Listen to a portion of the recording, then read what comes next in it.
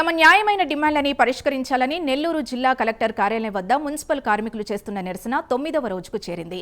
కార్మికుల్ని అడ్డుకునేందుకు పోలీసులు ప్రయత్నించడంతో తోపులాట జరిగింది. పోలీసులు సిఐటియు, సిపిఎం నేతల్ని అరెస్ట్ చేసి పోలీస్ స్టేషన్కు తరలించారు.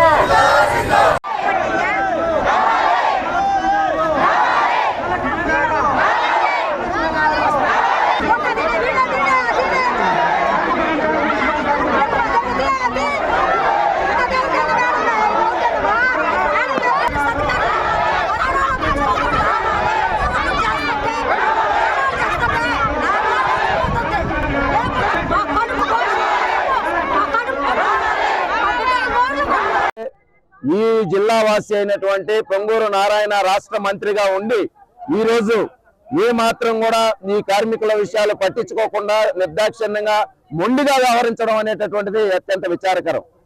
60 సంవత్సరాలు నిండాయనేటటువంటి నెపంతో కేవలం నెల్లూరు మున్సిపల్ కార్పొరేషన్ లో 93 మంది కార్మికుల్ని ఇళ్ల పంపించారు.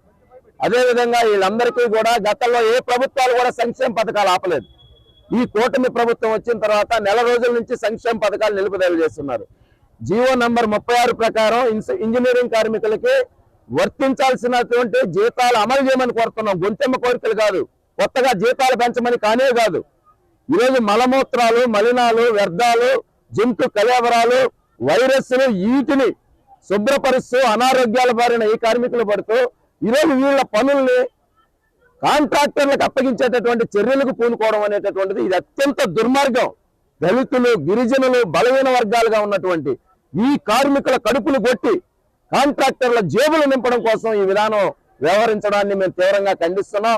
నారాయణ గారు, కూటమి ప్రభుత్వం వాళ్ళ చోటా నాయకులకి వాళ్ళ జేబులు నింపుకోవడం కోసం ఈ విధానాన్ని వ్యవహరిస్తున్నారు. విడనాడాలి. ఎట్టి పరిస్థితుల్లో ఈ సమస్యల పరిష్కారం అయ్యేదాకా ఈ పోరాటం కొనసాగుతుంది. జిల్లా కలెక్టర్ గారు 9 రోజుల నుంచి జరుగుతున్నా కానీ జిల్లా కలెక్టర్ గారు కూడా స్పందించలేదు. దానికి నిరసనగానే ఈ రోజు గతంలో ఇచ్చాం జిల్లా కలెక్టర్ గారికి ఈ విషయాలన్నీ కూడా చెప్పి అయ్యా మా సమస్యలు పరిష్కరించండి, చట్టాలు ఉన్నాయి, జీవోలు ఉన్నాయి, అవి అమలు చేయండి అంటే వాటికి దిక్కు లేకుండా ఉంది. కాబట్టి ఇప్పటికైనా ప్రభుత్వం స్పందించి సమస్యల పరిష్కారానికి చర్యలు తీసుకోవాలని డిమాండ్ చేస్తున్నాం. వ్యాప్తంగా జరుగుతా ఉన్నది. ఇంజనీరింగ్ కార్మికులు, పారిశుధ్య కార్మికులు ఐక్యంగా ఈ సమ్మె నిర్వహిస్తా ఉన్నారు. సమ్మె ఈ రోజు 9వ రోజు చేరింది. 9 రోజులుగా కార్మికులు సమ్మె చేస్తున్న ఈ ప్రభుత్వానికి నిమ్మక నీరెత్తులు వ్యవహరిస్తా ఉన్నది. ఇప్పటి వరకు చర్చలకు కూడా పిలవాలా, సమస్య పరిష్కారానికి పూనుకోవాలా. అందుకనే ఈ రోజు రాష్ట్ర వ్యాప్తంగా ఈ సమ్మెను ఉధృతం చేయడం జరిగింది.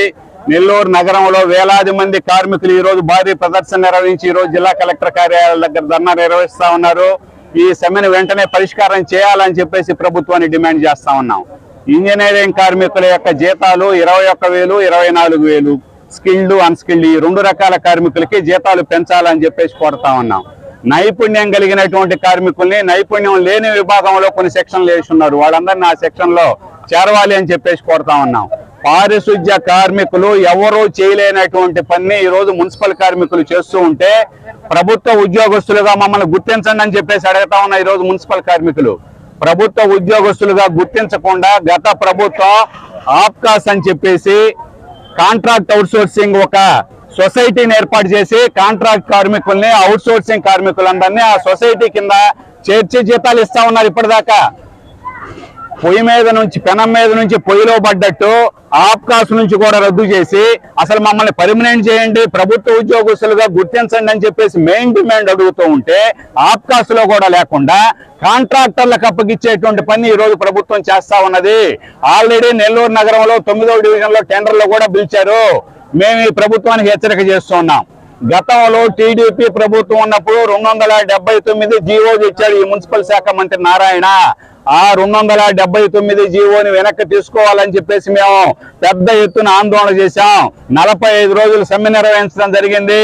కానీ ఆ 279 జీవోని రద్దు చేయలేదు. నారాయణ రద్దు అయిపోయాడు, ఇంటికి వెళ్ళిపోయాడు.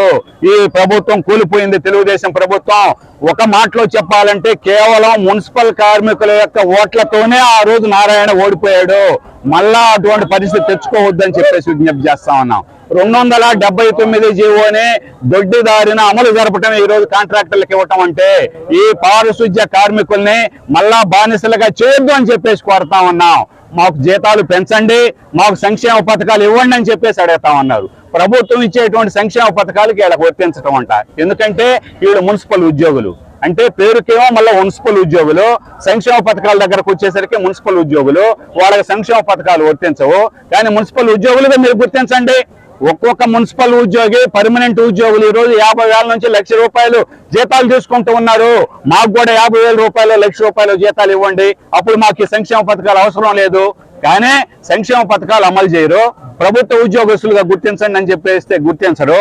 మిమ్మల్ని మళ్ళా కాంట్రాక్టర్లకు అప్పచెప్తామని చెప్తారు, మళ్ళా టెండర్లు పిలుస్తామని చెప్తారు. అందుకని ఇది చాలా దుర్మార్గం. ఎప్పటికైనా సరే ఈ ప్రభుత్వం స్పందించాలి. ఈ పారిశుధ్య కార్మికులు ఐక్యంగా ఇంజనీరింగ్ కార్మికులు కానీ పారిశుధ్య కార్మికులు మొత్తం మున్సిపల్ కార్మికుల యొక్క సమస్యని పరిష్కారం చేయాలి, లేకపోతే రాష్ట్ర వ్యాప్తంగా ఈ ఉద్యమాన్ని ఉధృతం చేస్తామని చెప్పేసి ప్రభుత్వానికి హెచ్చరిక చేస్తూ ఉన్నాం.